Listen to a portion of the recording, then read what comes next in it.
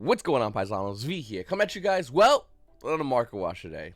Before I begin, why don't you guys go over and check out SmartTCG.com. They have a brand new deck box. I actually have right over here. This deck box I've been using for a while.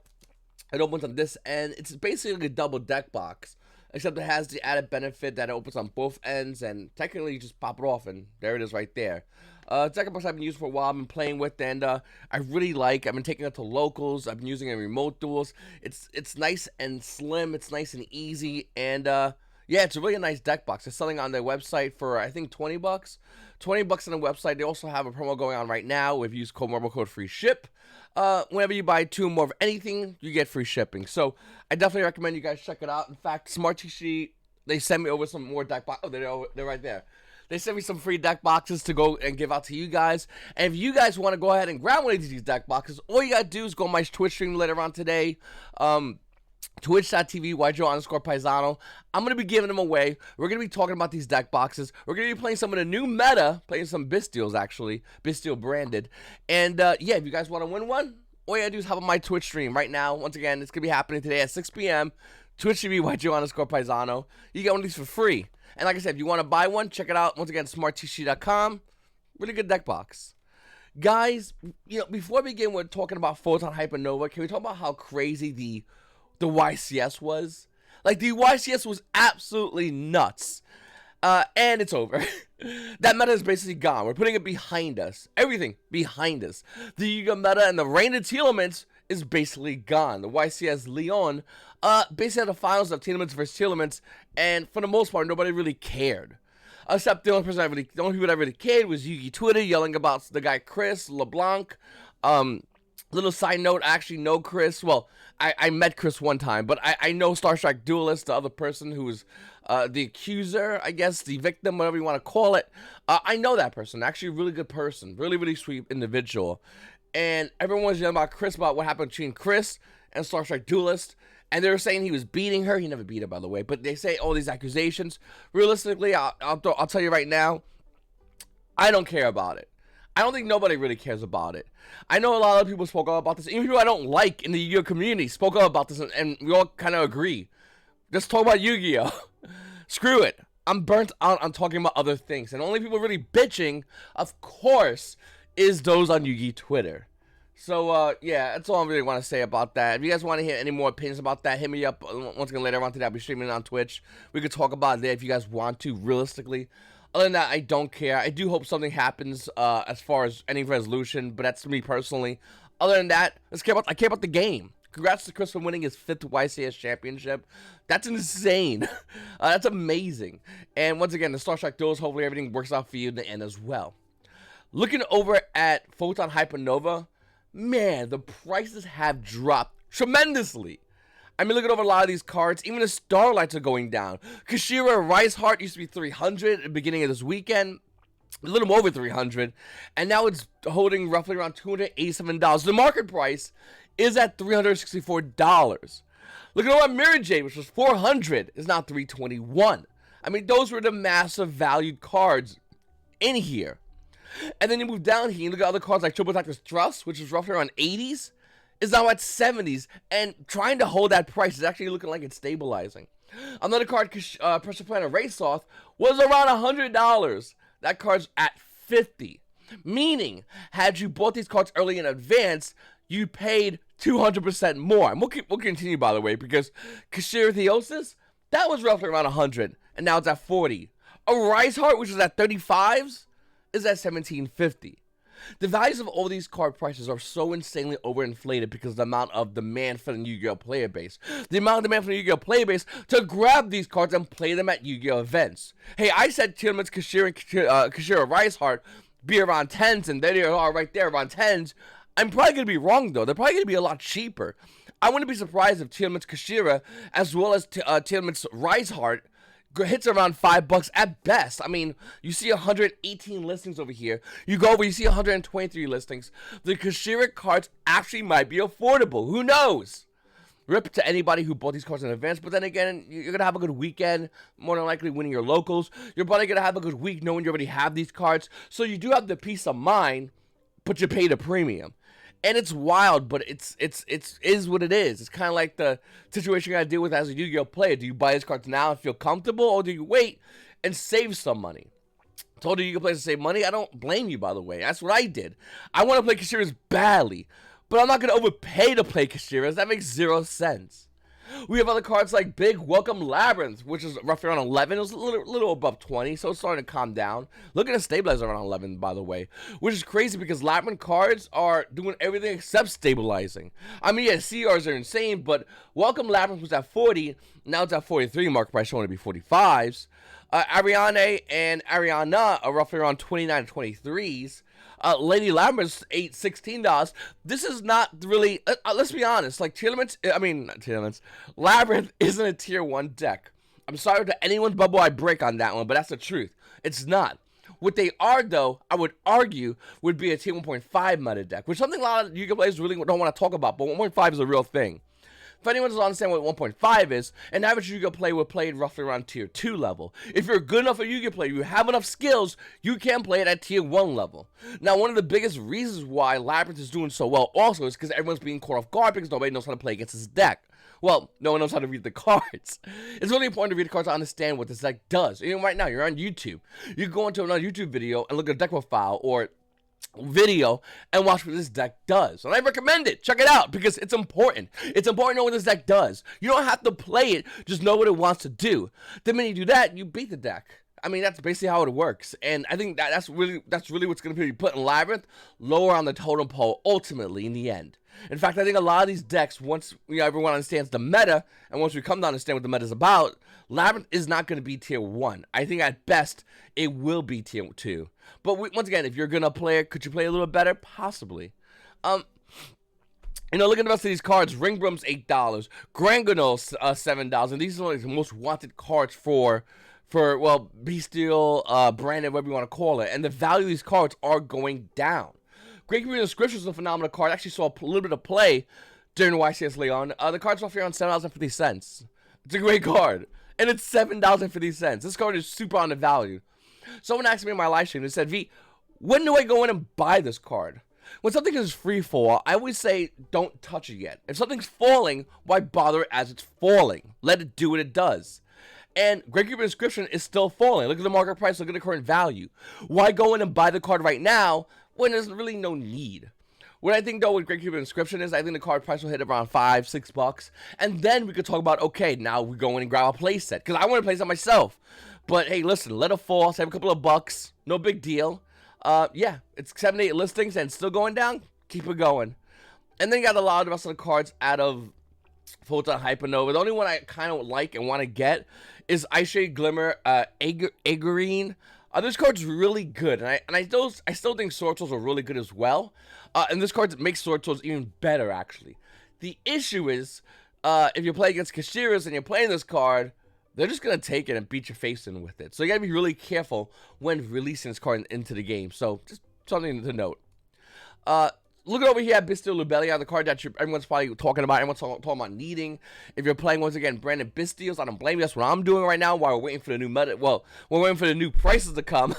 Branded Lubelia out of Darkwing Blast is insanely expensive. The value has actually increased, and up until recently, started to decrease.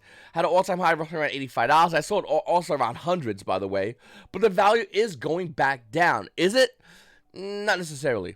The current value is still roughly around $87 from verifiable sellers.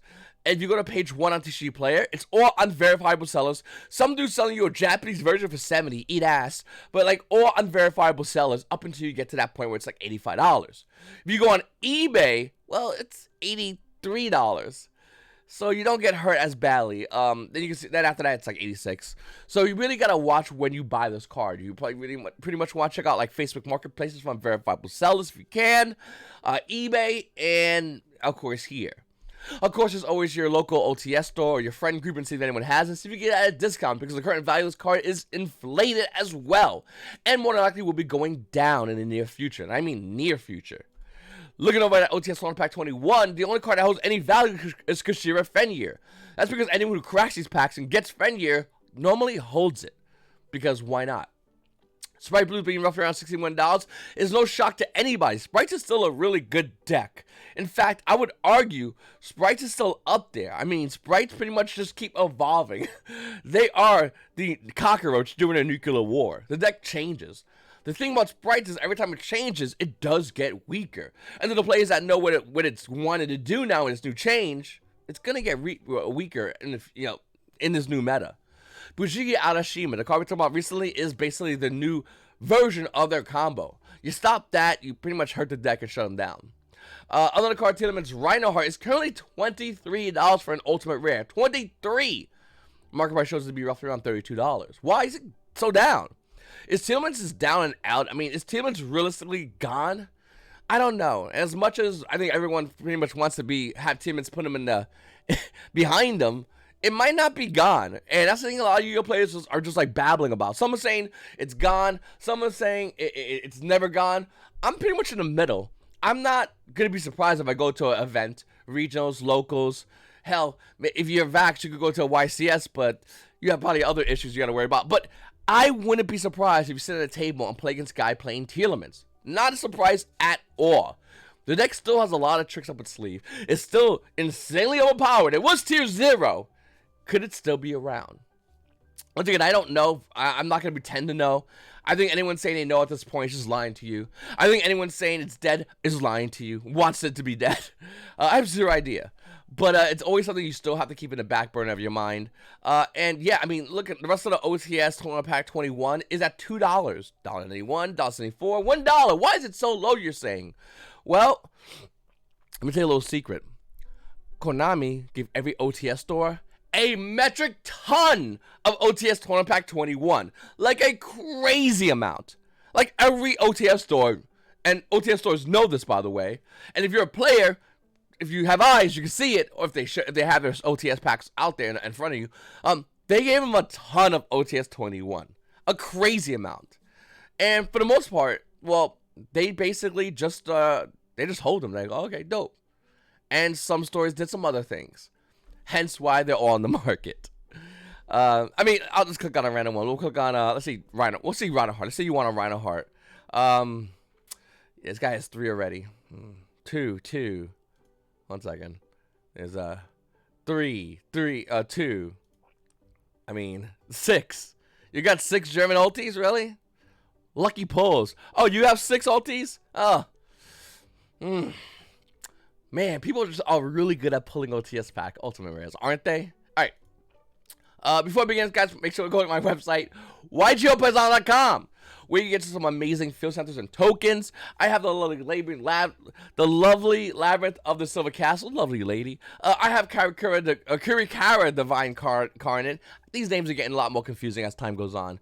Paisanos, if you want to check out my website, once again, it's YGOPaisano.com. Check it out. Go look at field centers and tokens all day long. Got some beautiful ones there. I got some for almost every deck. I don't have any Kashira ones yet. They're still being worked on. But I basically have some for every other archetype out there in the game. Then we have Nightmare Corruptor Iblis. So Nightmare Corruptor Iblis is a card that we saw during YCS Leon and like a lot of people's side decks. Everyone was like side decking this card. Everyone was. Well, that played Kashiras. And to be honest with you, it's really good.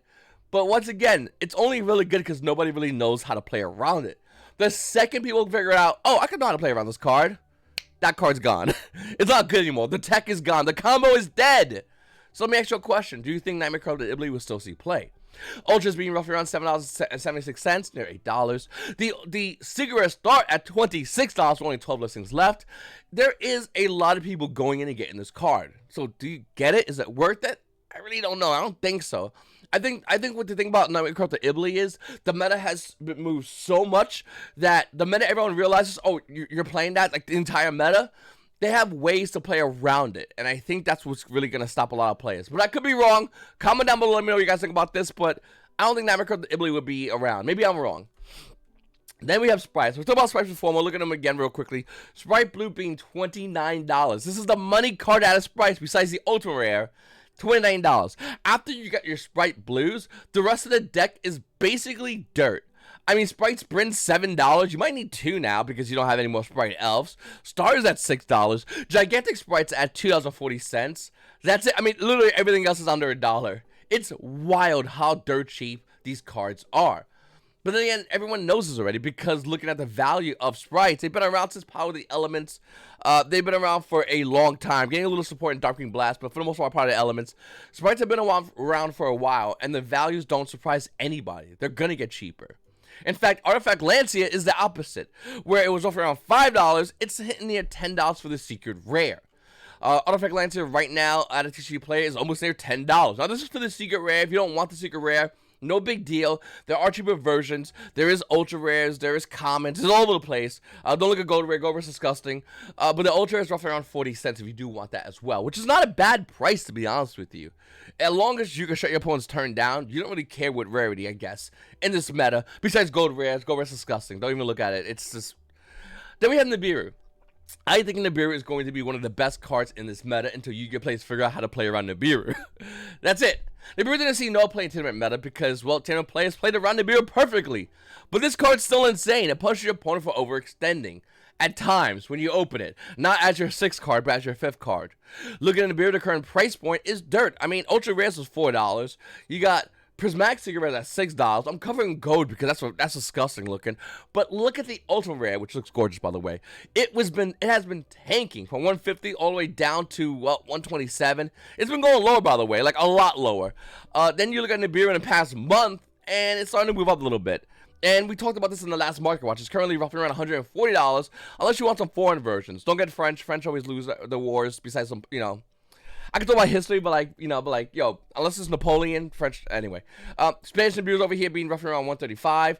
The problem with getting these cards, the Portuguese, French, and Spanish, is the fact that these cards are horrible to resell or to retrade. Not everybody is saying, man, I really wish I had Portuguese, a French, and a Spanish, especially a French, and a Spanish Ultimate Nibiru out of the new OTS, the relatively new OTS pack. What am I gonna do? No one's doing that. Nobody cares. And the problem about this is, in this situation, you can spend $6 more and you get an English one. That's what I recommend.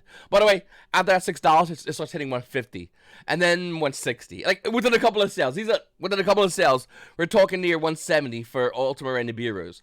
This card might go back up to 250. Now, once again, I want to emphasize that this card is insane. A lot of decks are still trying to figure out how to play around it, and some decks, Kashiras, just walk right into it. So if you have it, guess what? All that money bought in Kashiras ain't worth a damn.